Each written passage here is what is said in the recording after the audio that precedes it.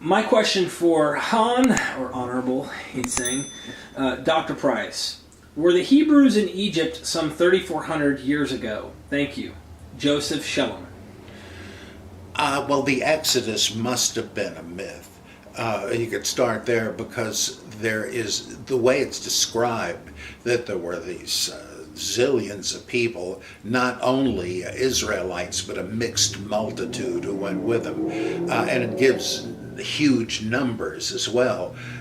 It and says how many cows and stuff they had.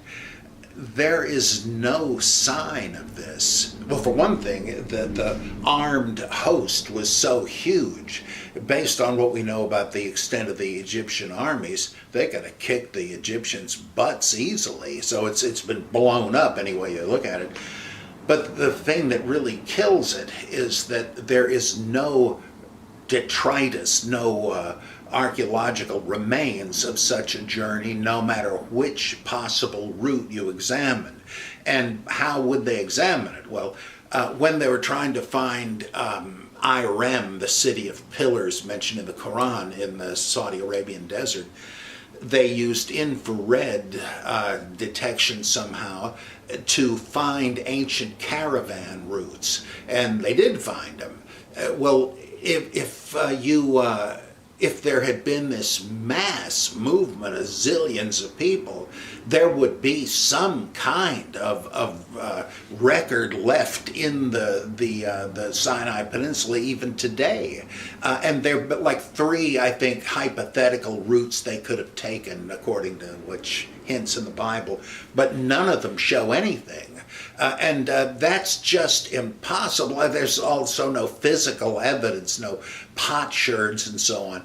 Well, it's hard enough to figure out how they could have gotten herds of cattle across what the text describes as a howling wilderness. So what they feed them with? Manna? Even if they didn't have the cows, you have that many people and a super caravan, and there's nobody threw anything away. I mean, it's just impossible. Did God send angels down with vacuum cleaners like the sanitation workers in New York sweeping up from a ticker tape parade? No, of course not. I mean, then you're getting into crazy stuff like, well, how come there are no dinosaurs in the Bible, but there's evidence of them? Oh, in that case, Satan sent a bunch of guys to plant false and come on, get out of here. So it's impossible. But it seems much more likely to me that, as Giovanni Garbini says in his terrific book, History and Ideology in Ancient Israel, that the Israel and Egypt stories were circulated to give a false Egyptian pedigree to the Jews who lived in Ptolemaic Egypt after Alexander the Great. When General Ptolemy became the emperor of that piece of Alexander's empire, and Jews, that's where Alexandria was, and Jews got along real well there. So they were like saying, well, we're not really foreigners. We've been here hundreds of years and all that. And I find that to explain an awful lot. And in the same way, why did Abraham hail from Ur of the Chaldees, from Babylonia? It has no real function in the story. You could say, well, it's there because that's the way it happened. But I find it more reasonable to say that since Jews also got along real well in Babylon for hundreds of years, that similarly this was a way of saying, we're not really aliens. Our patriarch was from here, so we're really Babylonians too. And this kind of fits in with the general tendency of the ancient Middle Eastern empires, who did move populations around, to say to the newly moved people, we're doing you a favor here. Your ancestors are from here. We're bringing you home. So don't look back to that piece of land in Palestine. So I mean, this we do know about. We know that that the empires did this sort of thing. But or back to the Egyptians, and Israel and Egypt. As Hermann Gunkel pointed out in his book, The Legends of Genesis, he said, people that want to think that the stories of Genesis, for instance, Abraham, Sarah, Hagar, all that stuff, were true, and that we even know what people said, like when Hagar is henpecking Abraham, get that lady out of here with her son, she's giving me trouble. Gunkel said, now wait a minute, let me get this straight. Subsequent to that, Jews were in Egypt for 450 years, and we hear nothing about what happened in that time. But before that, we actually have the script of a sitcom here. We know that this one said that. Come on. So on the one hand, forget about the patriarchal narratives as fact, but on the other, there is no Exodus Israel and Egypt narrative. And there's just nothing. It's like the apostles again. What do we know about these guys? Just a list of names. So there again, it's conceivable, but you have an awful lot of explaining to do, and it's hard to believe you would if such a thing had happened. Is it a good idea?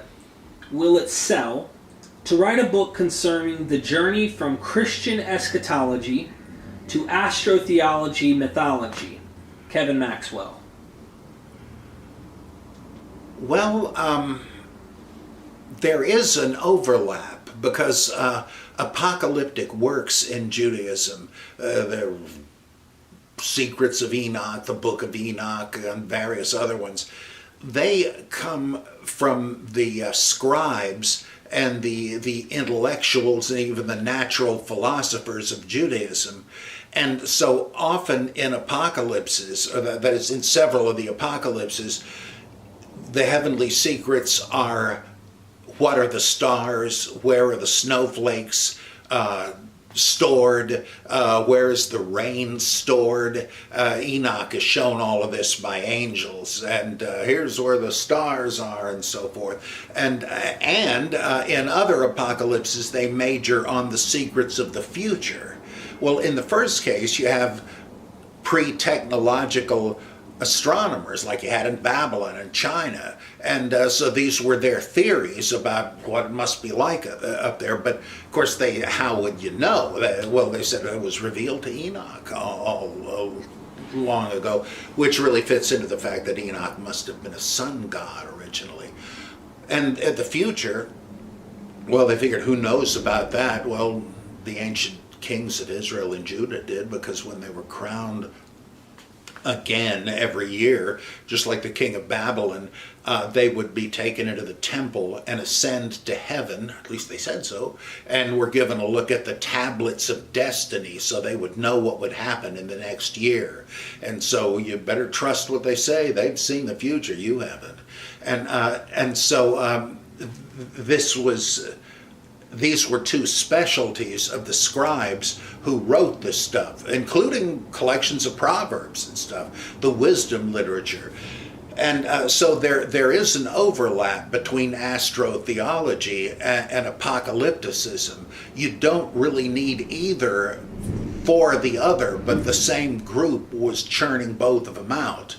And especially since they finally come together at the end, where there's a new heaven, a new earth, and the stars fall from heaven, and all of that. So they're trying to explain the way the world is put together now. That's what the priestly creation account of Genesis is.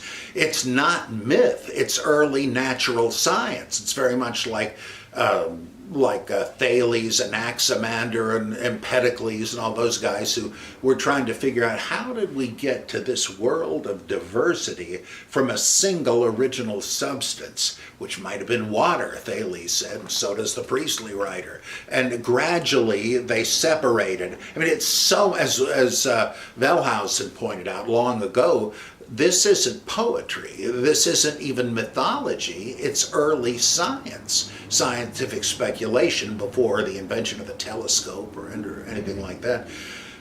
So the two fit together, and you could entertain both. In fact, if you're like again, my late friend Acharya, with the astro-theology, you almost have to put them together, because Enoch, the character who explains both the primordial times, the sons of God and all that stuff, and what's going to happen when the one like a son of man comes, very much like Daniel, he is, and he's telling you how the heavens are laid out. Originally, he simply was the sun.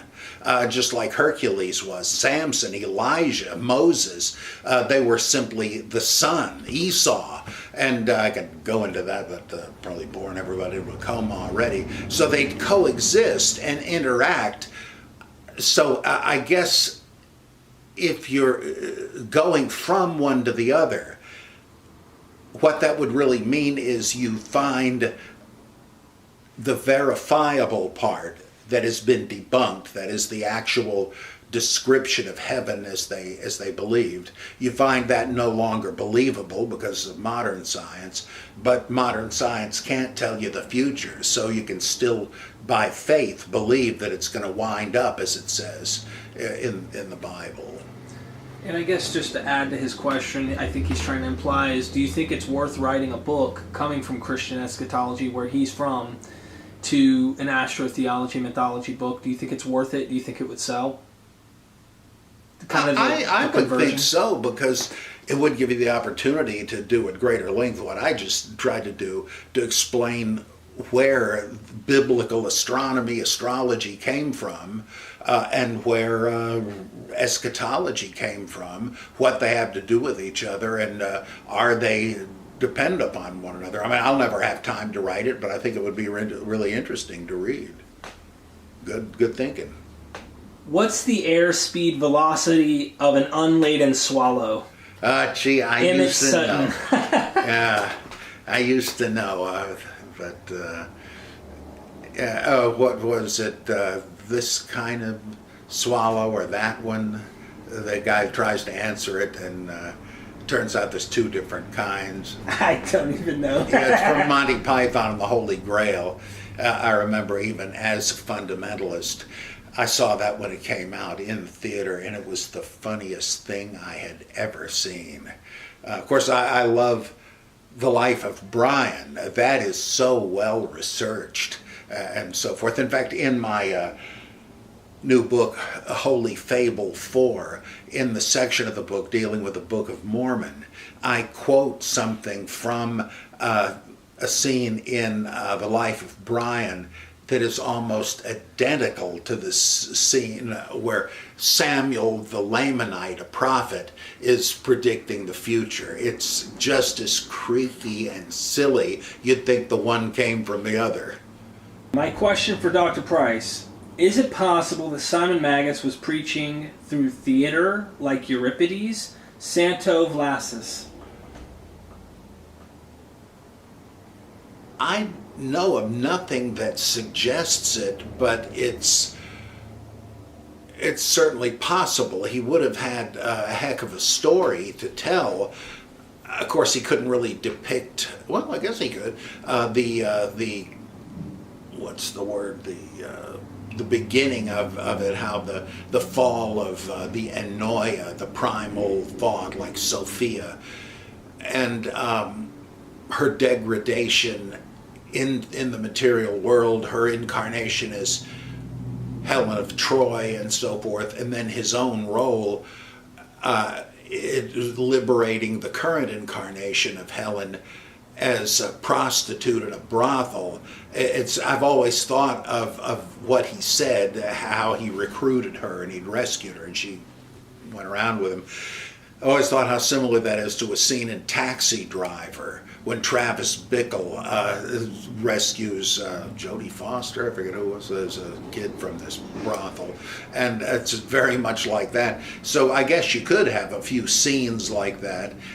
And of course, he wouldn't have had the scene of him flying through the air, though that could have been arranged with a scaffold and all that, because that's part of an anti-Simonian thing where Peter beats him at miracles and so forth.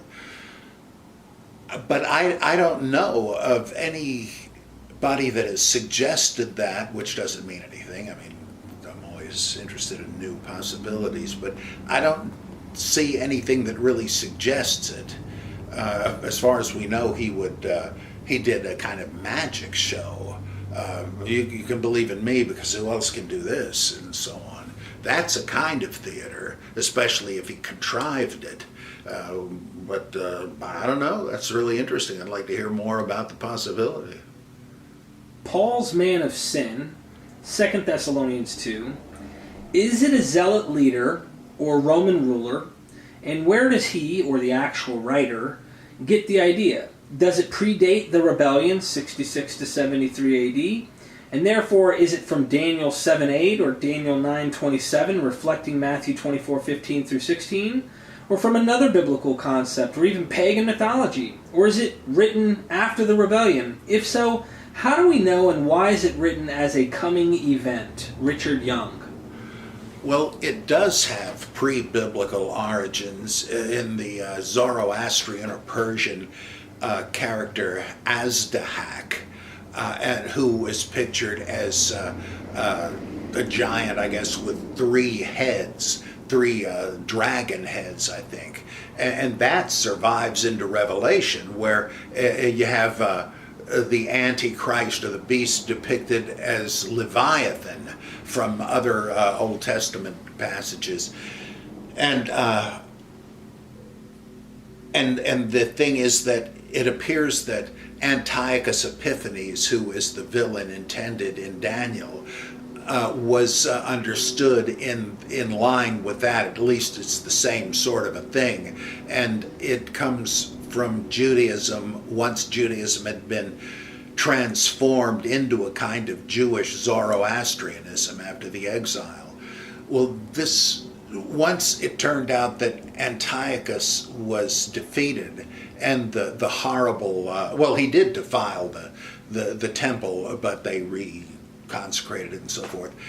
But the end didn't come. The same people perceived the attempt later of Caligula threatening to set up a statue of himself in the Jerusalem temple, which sparked an agricultural strike and so forth, which would have really hurt Rome because they relied on the bread basket there, and luckily Caligula died before it could come to that. That became part of it, and he enters into the temple of God, saying that he is God and so forth. And so this continued, and it seems like Thessalonians embodies this now traditional growing myth of the Antichrist. And the man of sin, he also calls him the man of the lie. That apparently is what Belial means, or sometimes Beliar, you see it written, the man of the lie. What fellowship hath Christ with Belial? And Christ and Antichrist, so that you can throw Judas in here too, the man of sin, which may be intended to have the resonance of he is the Antichrist, the opponent of Christ. I don't know, but I think that it is not by Paul, but it almost doesn't matter, because whoever wrote this is apparently trying to gin up eschatological fervor anyway. I mean, you might say, well, come on, if Jerusalem has already fallen and so on, why say that? Well, look at books published by the score today, when they're still quoting bits of the Bible and saying, oh, this is it, it's Saddam Hussein, it's this one, it's that one. It's just too beguiling. And of course, as stupid as that sounds, it isn't really. It's truer than they know, because like currently in the wake of the coronavirus, you have this lockdown of different places and this surveillance state stuff. We're going to lock you up if somebody rats on you and says you're outside when you shouldn't be. And worse yet, the idea of having a chip or some kind of identifier that you've been vaccinated or you can't get a driver's license, etc.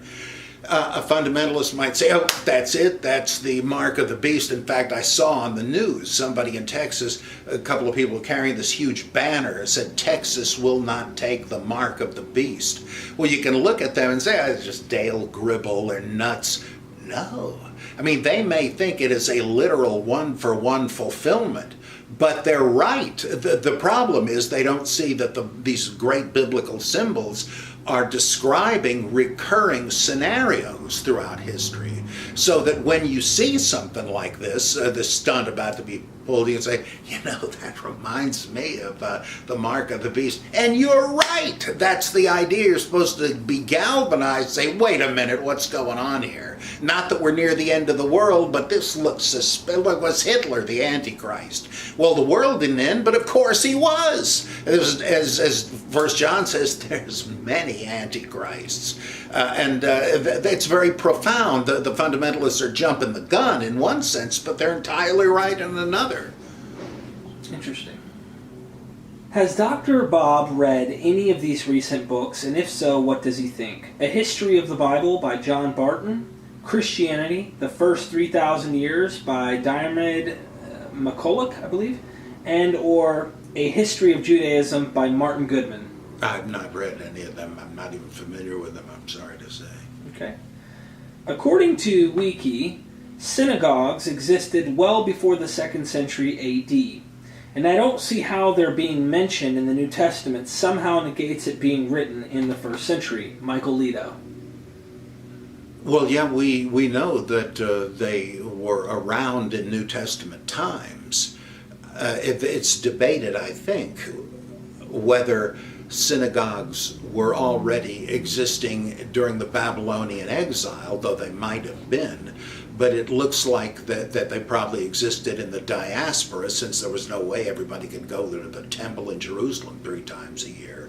But the issue is there any archaeological evidence in Palestine or in Galilee of synagogues during the first third of the 1st century when Jesus would have lived?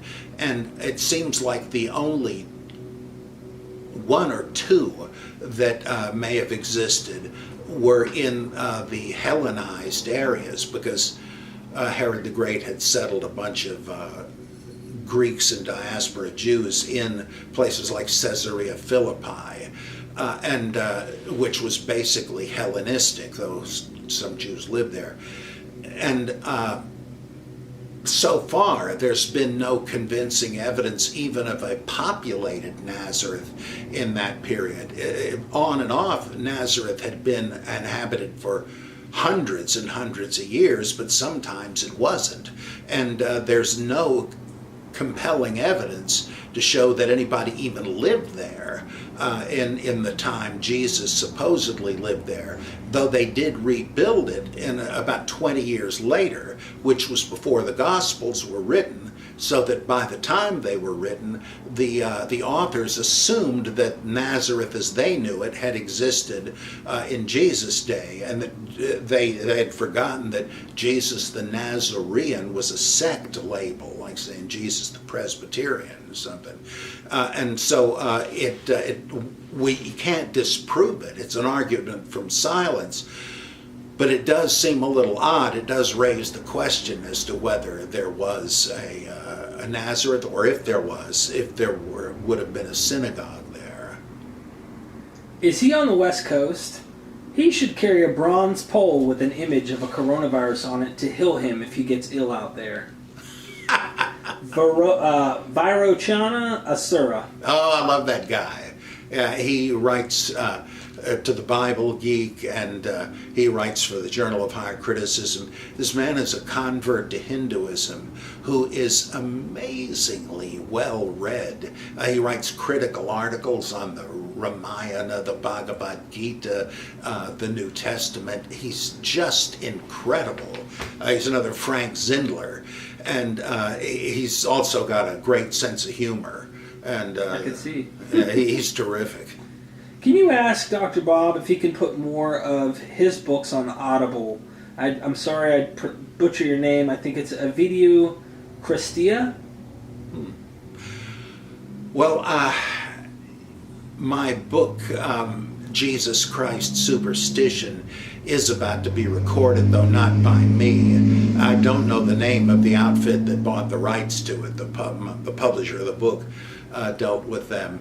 I would like to read another one or two, but I have so little time with my writing and podcasting that it's very difficult to imagine getting to it. Especially, like, I don't think I'd live long enough to read Holy Fable 4, which is something like 670 pages. But I would like to record them myself, but I have to admit, if anybody approached me, as they just did with the one, that I'd say, yeah, let's get it on tape with somebody else reading it. Oh yeah, there is a problem though. As I understand it, Prometheus books will not allow audio books, whether I recorded them or anybody else did. I don't know why.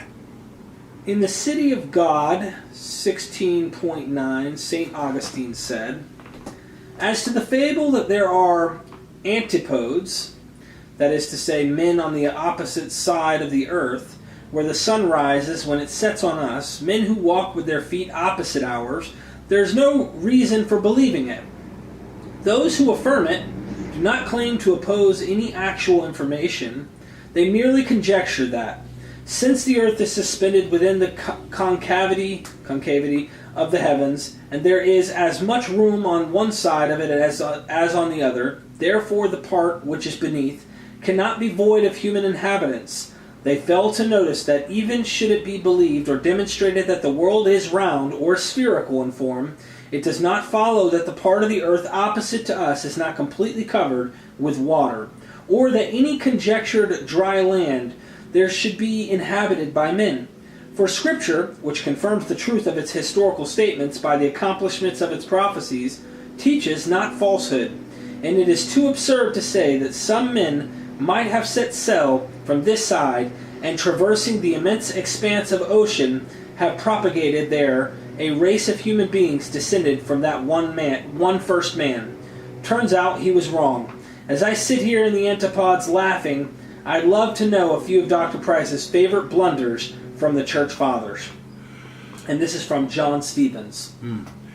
I know there is an often quoted statement, supposedly from Augustine, about the supposed inhabitants of the Antipodes, that they have faces in the middle of their abdomen, sort of like Arnim Zola and Captain America.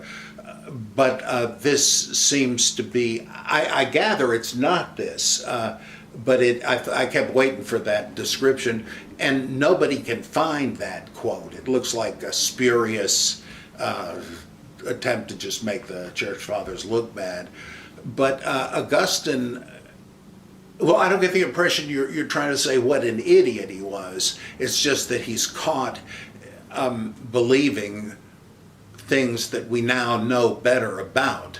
That it wasn't absurd to think that the earth is flat. I mean, it's obvious that it is, though it's not true. It sure looks like that. And to the untrained eye and without telescopes and all that stuff. But he's certainly saying that the Bible confirms this. Well, that's, again, even that's not, like, what would be absurd is, the flat earthers today. We know too much now to make this a viable theory as it used to be.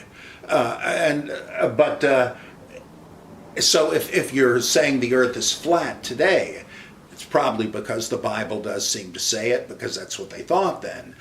Now, this is like what Paul Tillich called naive literalism versus reactive literalism. The fact that he says the fact that the Bible says it means it's true, that raises the whole question of the inspiration and authority of the Bible. And there are many people who are evangelical Christians who will say, no, the Bible is not a textbook of science. And though they, and that's, I mean, that's like the thing where, oh, Jesus says the mustard seed is the smallest of all seeds on earth. Well, it isn't. The orchid seed is smaller. Oh, no, I guess Jesus says there's a lot of baloney. Nah, as my favorite theologian, Bugs Bunny, says, you made a wrong turn in Albuquerque. Like, this is a reductio ad absurdum of that view, that there are no misstatements of any kind. The problem is does that vitiate the whole thing? It's hard to believe it does. I mean, are you going to take the Sermon on the Mount's ethics less seriously because of the stupid mustard seed? That's utterly absurd.